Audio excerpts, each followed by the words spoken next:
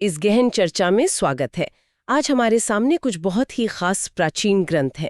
श्रीमद् भागवत महापुराण, विष्णु पुराण और हाँ, कल्कि पुराण की भी कुछ अंश हैं।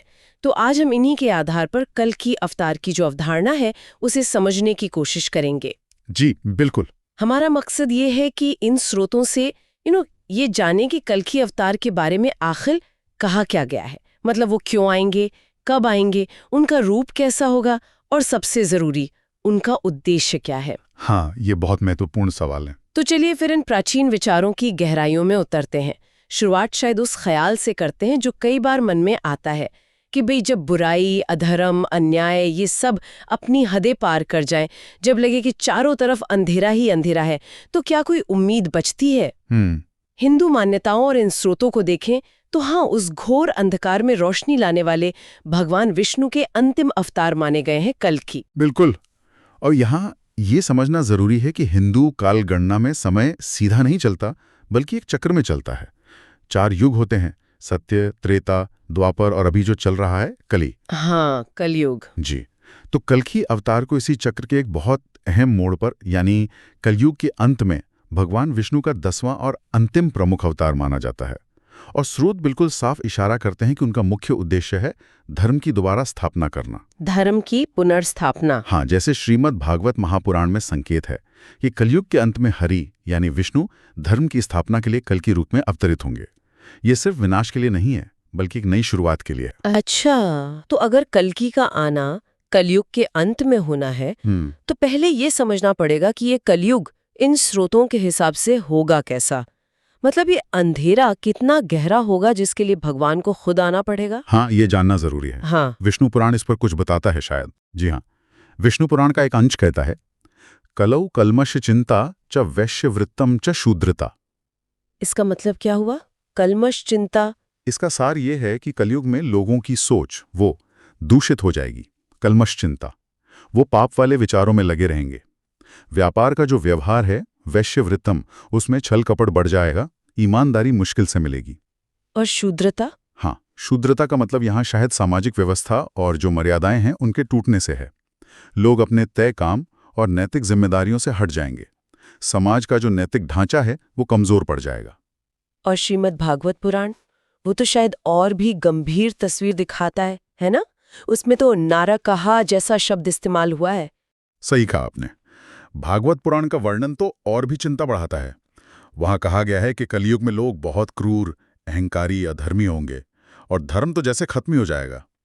नारकः सर्वतो दिशम का भाव यह है कि लोगों के काम ऐसे होंगे कि वो नर्क की सजा के भागी बनेंगे और ऐसा माहौल सब तरफ फैल जाएगा। ये सिर्फ एक इंसान का गिरना नहीं, बल्कि पूरे समाज का नैतिक पतन दिखाता है। बाप रे!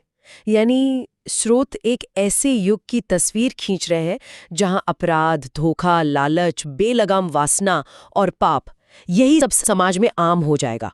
सच की जगह झूठ, दया की जगह क्रूरता और त्याग की जगह लालच ले लेगा। सोचना भी मुश्किल है कि ऐसी हालत में जीवन कैसा होगा। और यही जो चरम पतन है, इन कथाओं के हिसाब से वो दिव्य हस्तक्षेप का कारण बनता है। ये हिंदू दर्शन का जो चक्रीय नजरिया है उसे दिखाता है कि जब अधर्म बिल्कुल अपनी हद पर पहुंच जाता है तो धर्म को फिर से स्थापित करने के लिए एक संतुलन बनाने वाली शक्ति आती है। अच्छा। ये निराशा की बात नहीं है, बल्कि एक गहरे विश्वास का प्रतीक है कि ब्रह्मांड की व्यवस्था आखिर में संतुलन बना ही लेती है। ये पतन जरूरी है ताकि उसके बाद उत्थान हो सके, एक नई सृष्टि बन सके। तो इसी घोर अंधकार और निराशा के माहौल में एक उम्मीद की किरण की तरह कल्कि के आने की भविष्यवाणी की गई है। कल्कि पुराण तो खास तौर पर उन्हीं पर है, वो उनके आने की घोषणा करता है। बिल्कुल, कल्कि पुराण के शुरू के अध्यायों में ही साफ लिखा है। एक श्लोक है, संपूर्णे च कलो लोके विष्णुना श्वेतवाजिना कल के रूपेण धर्मार्थम धरण्याम स भविष्यति।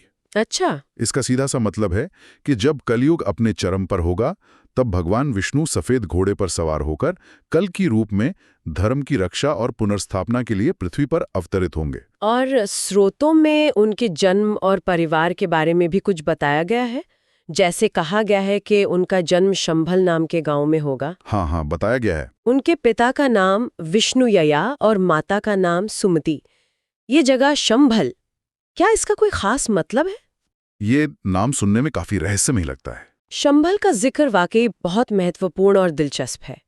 स्रोत खुद इसके सही लोकेशन के बारे में बहुत साफ नहीं है, इसीलिए इसकी कई तरह से व्याख्या की जाती है। कुछ विद्वान इसे उत्तर भारत में कोई असली जगह मानते हैं, जबकि कई दूसरे इसे एक प्रतीकात्मक या रहस्यमय स्थान मानते हैं। प्रतीकात्मक मतलब शायद भविष्य का कोई आदर्श शहर या फिर एक आध्यात्मिक चेतना की अवस्था, जिसे बाहर की दुनिया में नहीं बल्कि अपने अंदर खोजना होगा। ये तो बहुत अलग सोच है। हाँ, और उनका विष्णु यशा नाम के ब्राह्मण के घर जन्म लेना भी सांकेतिक है। ब्राह्मण कुल पारंपरिक रूप से ज्ञान, पवित्रता और धर्म से जुड़ा है, तो ये इशारा हो सकता है कि धर्म की पुनर्स्थापना सिर्फ ताकत से नहीं बल्कि ज्ञान और पवित्र आचरण के आधार पर होगी। ये दिलचस्प व्याख्या है कि शंभल शायद कोई भौतिक स्थान न होकर एक आध्यात्मिक अवस्था हो। अच्छा, अब उनके स्वरूप और उद्देश्य पर आते हैं। जब वो प्रकट होंगे तो दिखेंगे कैसे? विष्णु पुराण में उनके वाहन और शस्त्र का जिक्र है शायद। हाँ, विष्णु पुराण उनके आने की एक बहुत शक्तिशाली तस्वीर दिखाता है। उसमें कहा गया है कि वो एक सफेद घोड़े पर सवार होंगे, श्वेतवाजिनम, जो स्वस्थ, शक्तिशाली और मन की गति से चलने वाला मनोजवम होगा। मन की गति से? जी। इस पर बैठकर वो पल भर में दुष्टों का नाश कर देंगे। इसके अलावा दूसरे पुराणों में, खासकर कल्की पुराण में, उनके हाथ में एक दैदीप्यमान चमकती हुई तलवार का जिक्र मिलता है। तो स्रोत कल्की की एक बहुत ही शक्तिशाली, लगभग डर पैदा करने वाली छवि बना रहे हैं। सफेद घोड़े पर सवार एक दिव्य योद्धा जिसके हाथ में सूरज की तरह चमकती हुई तलवार है। ये वर्णन ही उनके आने की दिव्यता और उनके मकसद की गंभीरता दिखाता है। निश्चित रूप से ये स्वरूप विष्णु के दूसरे प्रसिद्ध अवतारों जैसे मर्यादा पुरुषोत्तम राम या लीला पुरुषोत्तम कृष्ण उनसे काफी अलग है। हाँ, राम और कृष्ण के जीवन में युद्ध तो है, लेकिन उनका पूरा चरित्र बहुआयामी है। वो राजा हैं, दोस्त हैं, मार्गदर्शक हैं। बिल्कुल। कल्की का स्वरूप मुख्य रूप से एक संहारक योद्धा का है।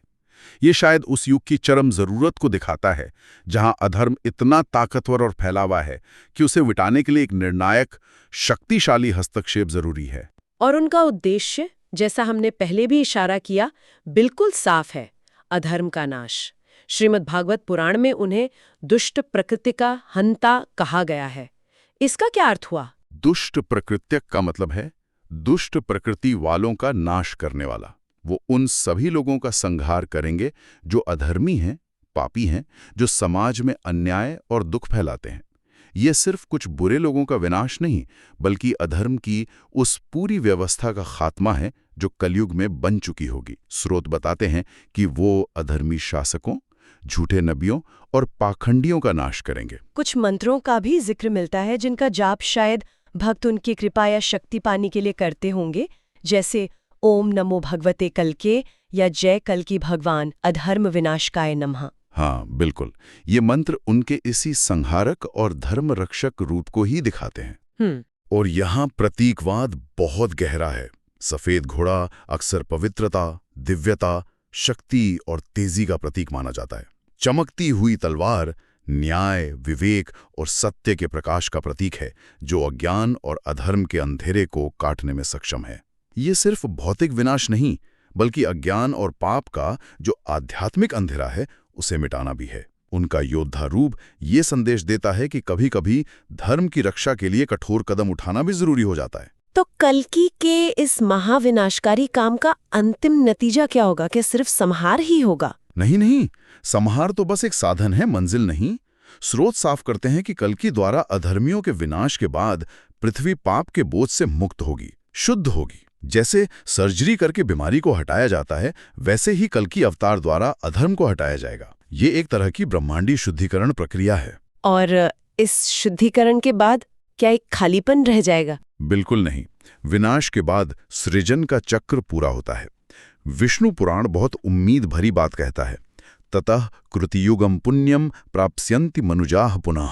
यानी उसके बाद मनुष्य फिर से पुण्यमय कृतयुग, जिसे सतयुग भी कहते हैं, उसे प्राप्त करेंगे। एकदम सही। कल्की के काम के नतीजे में कलयुग का अंधेरा पूरी तरह मिट जाएगा और एक नए युग की शुरुआत होगी, सतयुग। ये वो युग होगा जहां सत्य, धर्म, तप, पवित्रता और करुणा का फिर से राज्य स्थापित होगा। समाज में फिर से नैतिक व्यवस्था कायम होगी, लोग अपने धर्म का पालन करेंगे और शांति व समृद्धि होगी। ये सिर्फ अतीत की वापसी नहीं, बल्कि एक नए शुद्ध युग का आगाज होगा। ये तो सीधे सीधे भगवद गीता के उस प्रसिद्ध भरोसे से जुड़ता है, जिसका जिक्र श्रोत भी करते हैं।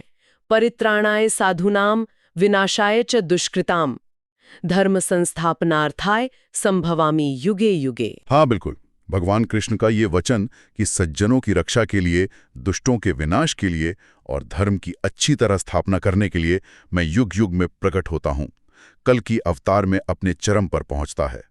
कल्कि का अवतरण इसी दिव्य वचन के पूरा होने का प्रतीक है।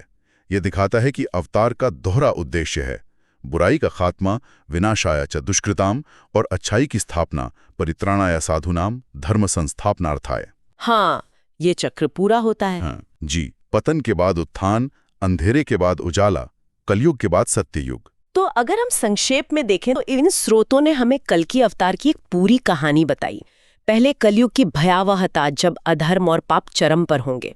फिर उस अंधेरे को मिटाने के लिए शंभल गांव में विष्णु यशा और सुमति के पुत्र के रूप में कल्कि का जन्म।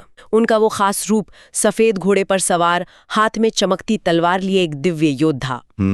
उनका साफ उद्देश्य अधर्मियों और दुष्टों का संहार, और आखिर में उनका सबसे महत्वपूर्ण काम धर्म की पुनर्स्थापना और एक नए पुण्यमय सत्ययुग का आरंभ। बिल्कुल सही सारांश है। इन प्राचीन कथाओं का जो मूल संदेश है वो शायद यही है कि चाहे अंधेरा कितना भी घना क्यों ना हो, चाहे बुराई कितनी भी ताकतवर क्यों ना लगे, आखिर में जीत सत्य, न्याय और धर्म की ही होती है। ये एक ऐसी उम्मीद का संदेश है जो शायद हर युग में जरूरी है, खासकर मुश्किल समय में। निश्चित रूप से इन कथाओं को सिर्फ भविष्य की भविष्यवाणी समझना शायद एक सीमित नजरिया होगा। ये कथाएं अपने समय के समाज और आने वाली पीढ़ियों के लिए नैतिक मार्गदर्शन, चेतावनी और सबसे बढ़कर आशा देती हैं। ये विचार कि जब व्यवस्था पूरी तरह बिगड़ जाती है तो उसे ठीक करने के लिए एक ऊंची शक्ति, एक दिव्य हस्तक्षेप होता है। ये सिर्फ हिंदू धर्म तक ही सीमित नहीं है। अच्छा। हाँ, ये कई संस्कृतियों और विश्वास प्रणालियों में मिलता है। ये इंसान की उस गहरी खोज को दिखाता है, ब्रह्मांड में व्यवस्था, संतुलन और न्याय की खोज, और ये अटूट विश्वास कि अंत में अच्छाई ही जीतेगी। और ये हमें सोचने पर भी मजबूर करता है कि इन प्राचीन ग्रंथों में बताई गई भविष्य की ये बातें, जैसे युग बदलना या धर्म की पुनर्स्थापना का विचार, आज हमारी अपनी जिंदगी और समाज के लिए क्या मायने रख सकती हैं।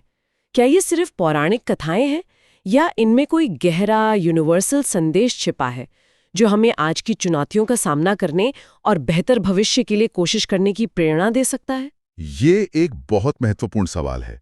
शायद इन कथाओं का एक मतलब ये भी है कि धर्म की पुनर्स्थापना सिर्फ किसी बाहरी उद्धारक पर ही निर्भर नहीं करती, बल्कि ये हर इंसान के अंदर अच्छाई, नैतिकता और कर्तव्य निष्ठा को जगाने का बुलावा भी है। ओह! शायद कल्कि का आना बाहरी होने के साथ साथ एक अंदरूनी बदलाव का भी प्रतीक है, जब समाज सामूहिक रूप से सत्य और न्याय के रास्ते पर चलने का संकल्प लेता है। वाकई ये विचार कि धर्म की पुनर्स्थापना एक सामूहिक और व्यक्तिगत जिम्मेदारी भी हो सकती है, इन कथाओं को एक बिल्कुल नई प्रासंगिकता देता है। इस तरह सोचना निश्चित रूप से रोचक होगा।